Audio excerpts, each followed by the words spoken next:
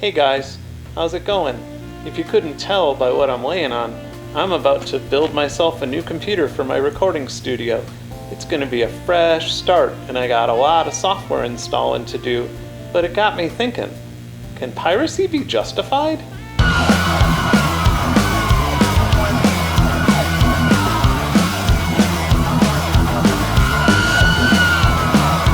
That now comedically famous advertisement, or PSA, is from an organization called Brain.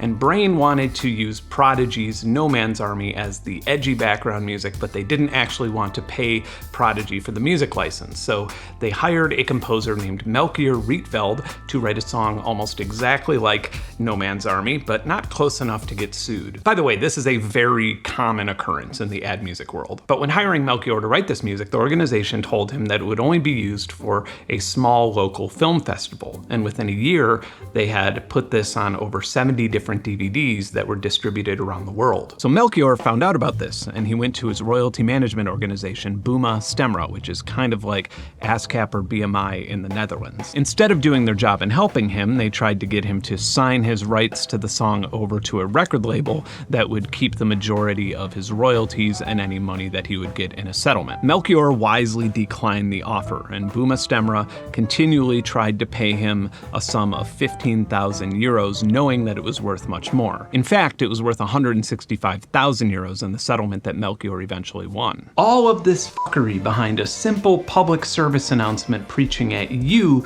to always pay for your intellectual property. It's the perfect example for the message that I want to give to you before we kick things off here. RIA and the Motion Picture Association and so on have used plenty of lame and cringy emotional manipulation tactics in their anti-piracy message, but these jagoffs have built this multi-billion-dollar industry on the back of profiting off of intellectual property that they themselves did not create. Don't think for a second that they're coming to the defense of musicians or screenwriters or cinematographers. They're coming to the defense of their shareholders, who I give not a fuck about. Yar. RIA, or the Recording Industry of America, says things like, music piracy costs the US economy $12 billion and 71,060 jobs. Like, yeah, 71,060. They've actually calculated the exact number of non-existent jobs in the USA. To make up or get this data, they've cited a 15-year-old policy report citing potential industry review and what it leads to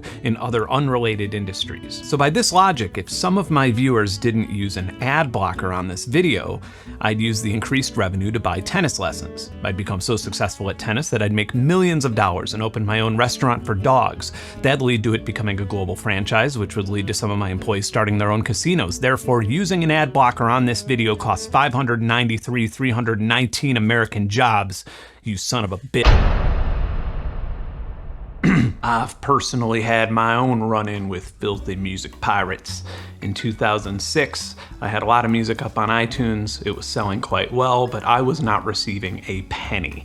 And so I contacted Apple repeatedly over the course of a year, asking them to either take it down or pay me. And I never got a response, so I sued them. Only then did I find out that a digital distributor called Iota was collecting royalties on my behalf without my consent or permission. And right around that time, Sony bought Iota and restructured it into a company called The Orchard.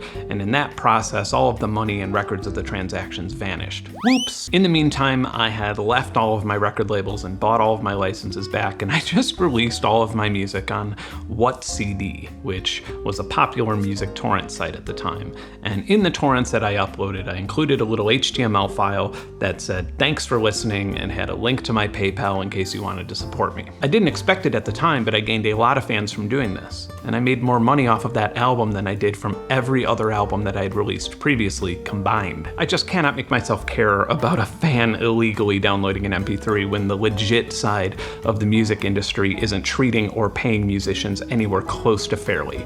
And that's where I'll leave music piracy in this video. So if you've pirated my music, thanks for listening. Now naturally, an extension of the software industry has plenty of emotional manipulation tactics to try and prevent piracy too. Many of them become memes, while others are straight up scams. You may have seen one of these ads from the BSA, or Software Alliance. I have no idea what the B stands for. I assume bitch ass. They try to get you to narc on software pirates by luring you in with everything from beach trips to ski trips to pots of gold. By the way, if you do a reverse image search, that pot of gold image seems to be owned by Cake Central, and it turns out that the BSA actually didn't acquire a license to use it in their Facebook ads. They'll even give you $1 million to narc on someone for pirating software. Of course, if you can make it to the fine print, it says that if the BSA makes $10,000 or more off litigation and fines, you'll be considered for a reward of $500. Maybe even $1 million, which of course nobody has ever received. Meanwhile, it seems like the BSA almost exclusively targets small to moderate sized businesses that don't have a legal team or the means to legally defend themselves. And most of the tips that are coming in are actually from former IT employees who may have actually installed the pirated software themselves. In a lot of cases, the piracy will be the business using Microsoft Office Family or something, which is prohibited for business use somewhere in the 2,000-page license agreement. The bullying in litigation goes on and on, trying to wring out as much money as possible from these businesses, oftentimes resulting in employee downsizing or the business closing entirely. So where does the money go? The BSA is a nonprofit, and when pulling their tax records, I see that they've made about $30 million from settlements alone in 2019. Then companies like Adobe and Microsoft paid them about $10 million in membership dues. And where does this money go? The CEO of this nonprofit, Victoria Espinel, pays herself a meager $2 million annually. Does she look familiar? If so, it's probably because until 2013, she was the intellectual property enforcement coordinator for the White House. And in her time there, absolutely insane draconian copyright legislation like SOPA was introduced and fortunately died in Congress. She then spent her time getting internet service providers, large software companies, and media conglomerates to work together to force in strict copyright policies like the 6-strike rule, which allows ISPs to monitor your internet behavior and send you bullshit like this.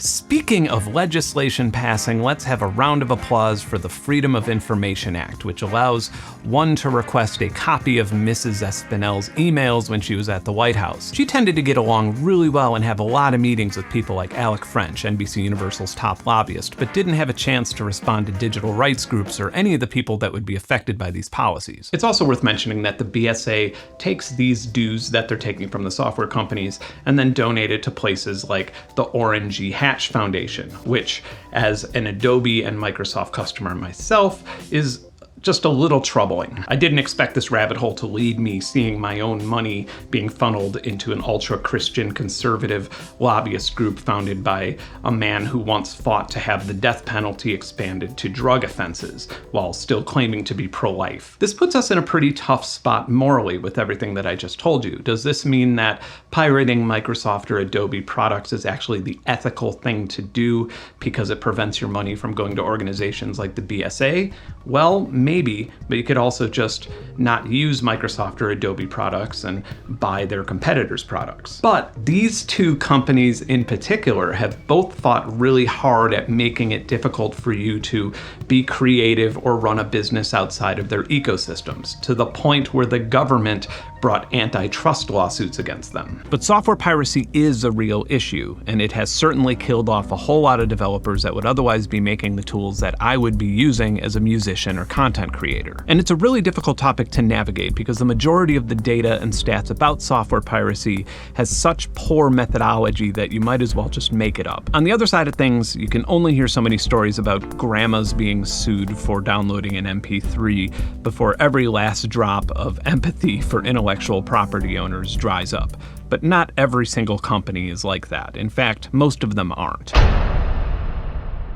Pro Tools used to only be able to run on their own proprietary hardware, and a Pro Tools HD core system in 2003 would set you back $13,000. That's $21,000 in today's inflation bucks. And over the next 10 years, keeping that software up to date would cost you an additional $3,000. Since you couldn't run Pro Tools without Avid or DigiDesign's hardware, not only was piracy not a big concern, but it actually kept a lot of recording studios in business because recording professional sounding music at home was something that only wealthy people could do. In the early days, Avid had built themselves a lucrative monopoly in both digital audio recording and video editing. In 2003, FL Studio released version 4.0, which would probably be the first version that would be considered a DAW, because it had a mixer, plug-in support, and direct-to-disc recording. It cost $100, and if you were heard comparing FL Studio to Pro Tools inside a music store, everybody within earshot would laugh at you. But I was a very poor musician at the time, and I wasn't laughing at all. I was really excited to finally be able to use a computer to make music, and I did so excessively. FL Studio's low price meant that people wouldn't take it seriously as a professional piece of software, and so I kept it a secret over the next 5 years when I exclusively used it to write music for television and award-winning advertisements. Some other artists, only slightly more popular than myself, also noticed FL Studio and started making music with it during this period. In the early 2000s, FL Studio's user base was growing like wildfire, and even though it was a small company with only a few employees in Belgium, it was actually losing money due to software piracy. In fact, the only reason that ImageLine was able to stay afloat over these years was because they had some games and invoice management software that paid the bills while FL Studio was losing money. Around this time, a lot of other music software was using things like USB dongles and iLok to circumvent piracy. But ImageLine did something really ahead of the curve that worked very well for them. They simply made it more convenient to buy the software than it was to pirate it by keeping the price relatively low and giving you lifetime free updates and a constantly growing set of features. So while Pro Tools had a decent amount of dedicated customers who paid a fortune for their software, FL Studio was getting downloaded tens of thousands of times per day because it was so much more accessible to beginner musicians. As a new generation of musicians started populating the pro audio space, Pro Tools' brand recognition and power started losing its value, and software sales started declining, and it wouldn't be long before FL Studio had eclipsed Pro Tools. There's no way to know this for sure, but from the research I did in this video, I'm pretty confident in saying that FL Studio is by far the most installed music creation software in history. FL Studio was downloaded over 30,000 times a day on average, and they achieved this with little to no advertising. It probably sounds like I'm describing ImageLine as having some sort of passive, ultra-enlightened view on software piracy. They do not. In fact, I would probably consider them hostile, maybe even spiteful towards software pirates. They take it personally, and they actively take down videos and social media posts offering or even featuring a cracked version of FL Studio. That could be a bit much, depending on how effective or not it is at preventing software piracy, but my opinion on the matter, personally, I bought FL Studio like 15 years ago and have been riding that free upgrade train ever since. So I don't even really think about it, and I can't imagine how many cracked installers I would have had to download. It just would have been a pain in the butt. And what about Avid and Pro Tools? Well, I can't compare them directly to another music software company as nobody else is publicly traded, but Adobe is a competitor that was much more affordable and didn't require proprietary hardware for their audio or video editing software. We're looking at this logarithmically, and Avid peaked with a $66 stock price in 2005. By 2016, it dipped below $4. Since 2005, Adobe's stock grew by so much that when you look at this graph in linear form, Avid appears to be a straight line. In July of 2013, despite huge criticism from their customers, Adobe stopped selling software licenses and instead forced all customers to enter into a subscription-based model. While it sucks not owning your own software, Photoshop no longer costs $700. Now hobbyists can afford professional tools, and Zoom went Adobe's stock. In 2018, 3 highly reputable Chinese economists and philosophers published a long-term study on finding the perfect algorithm to make money selling software amidst piracy, and continually updated it after peer review. Within their impressive methodology, they found that a fairly valued peer bundling subscription alongside the existence of piracy is the perfect recipe for profit. In economics, peer bundling is what cable companies traditionally did. If you wanted the documentary channel, you'd also have to pay for the sports channel even though you didn't want it. Mixed bundling, on the other hand, is what McDonald's does. You arrive wanting McNuggets, but the combo menu is presented to you first, and you're more likely to add on fries and a drink knowing that it costs less than ordering everything separately, even though you may have not wanted a drink in the first place. Mixed bundling works really well for software subscriptions, but not nearly as well as pure bundling alongside piracy. The idea is that the transition from being a software pirate to a legitimate subscriber is pretty painless, just like Spotify or Netflix subscriptions make music or software piracy seem like too much of a hassle for a lot of people. Adobe, Avid, Microsoft, and Tares, to name a few, have already adopted exclusive subscription models, and a lot of people are really unhappy about it. I'm personally not all that grumpy about it if it's priced fairly and managed well. The idea of being able to install and update things with a click and no further expenses really simplifies my life and workflow, and I do really like the idea of something like Photoshop being legally accessible to anybody who can cough up 20 bucks. What I don't like is that Adobe will then give your money to the BSA, which will continually try to make our lives worse whether we're pirates or paying customers. Did you know that the world's largest collection of both scientific articles and ebooks exists as a result of a large coordinated piracy effort? Organizations like Z-Library were not founded to rip off authors.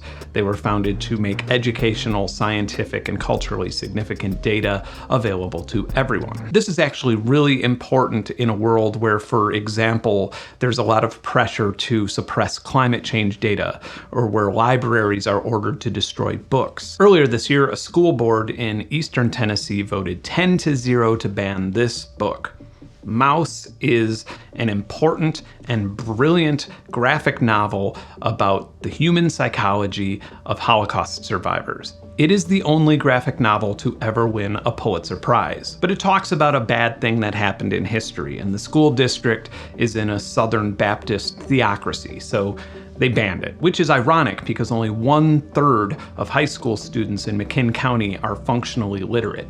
That's not a joke, by the way. That's a deplorable fact. Now, entire states are actively, continuously trying to ban books that mention homosexuality or critical race theory. So that would make piracy good, right? Because it would free up the information. Even though those brave authors and publishers who are the most deserving of financial incentive won't be compensated. So you might ask, should we prioritize history and culture and journalism over money? Well, of course, but if you take away a publisher's compensation, then you're changing history. The ethical line keeps moving, and I don't know where it belongs. Piracy can be an antagonist or a protagonist, and we are all a victim to confirmation bias. And a lot of times we will just see it as a protagonist if we just don't feel like paying for intellectual property.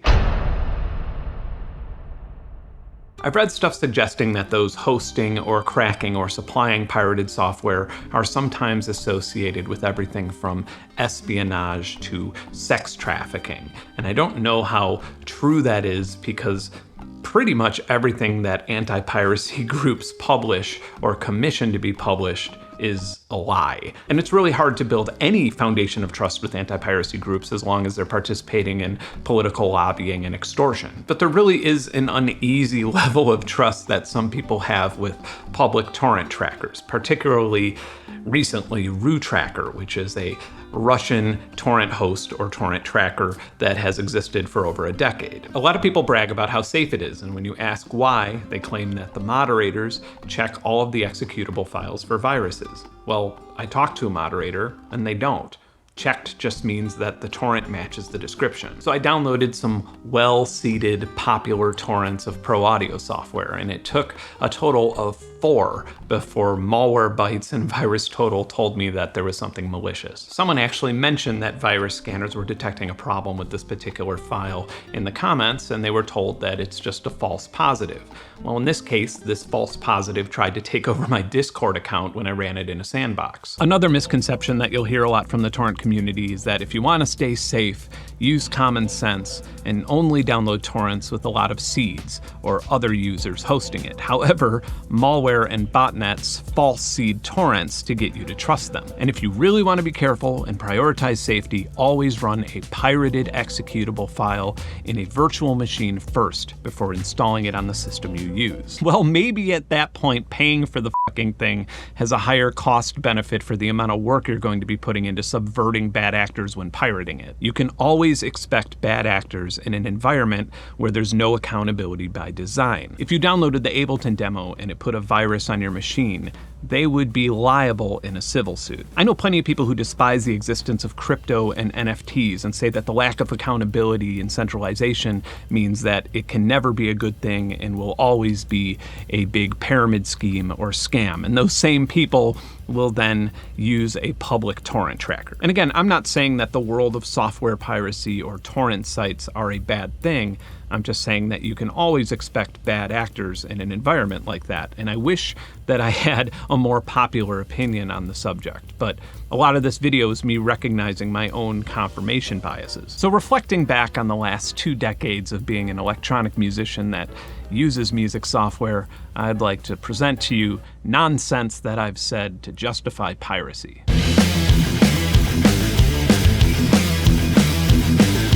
Subscription? Nope.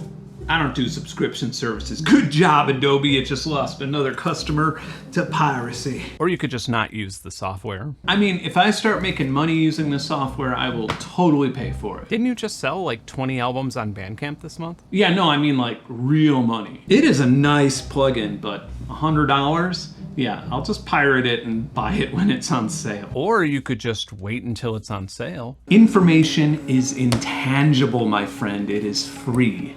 Me taking a copy costs the creator nothing. Are you gonna stop monetizing your YouTube videos? That's different. Splice allows you to rent to own, which gives you the immediate affordability of subscription services, but once you've paid for the full license, the software license is permanently yours. I would like to hear their statistics regarding how many users follow through to the end of term and own the software, but regardless, this is a pretty consumer-friendly approach that I would like to see more companies offering. Tim Exile's Endless was initially an incredibly creative music collaboration app that has now become more of a DAW mixed with the option of collaboration and remixing. Initially, a license for Endless Studio would cost you $200, but Tim has instead decided to roll out a different monetization model where the software is now free, but every song created would use proof of stake tokens to fairly pay royalties to collaborators, and a small percentage of those royalties would pay for Endless's development and maintenance expenses. The much aforementioned FL Studio has an unlimited free trial version that allows you to use just about everything the software has to offer, with the limitation that you cannot open a file that you previously saved. This at first struck me as pretty weird, but then I realized that this could be really helpful when mentoring or teaching musicians, as well as generally creating a unique setting for collaboration.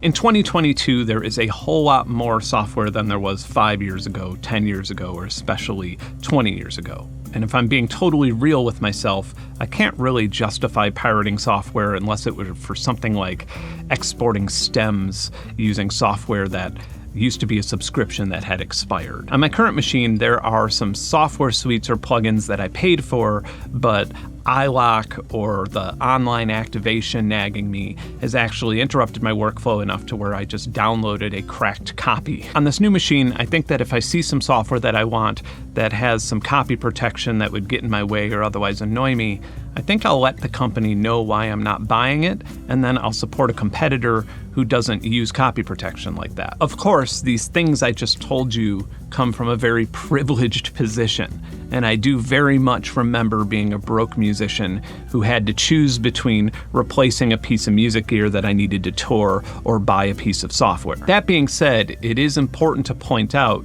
that when half of the pro audio software industry sends you free licenses, you get optional paralysis and you don't really learn how to master anything.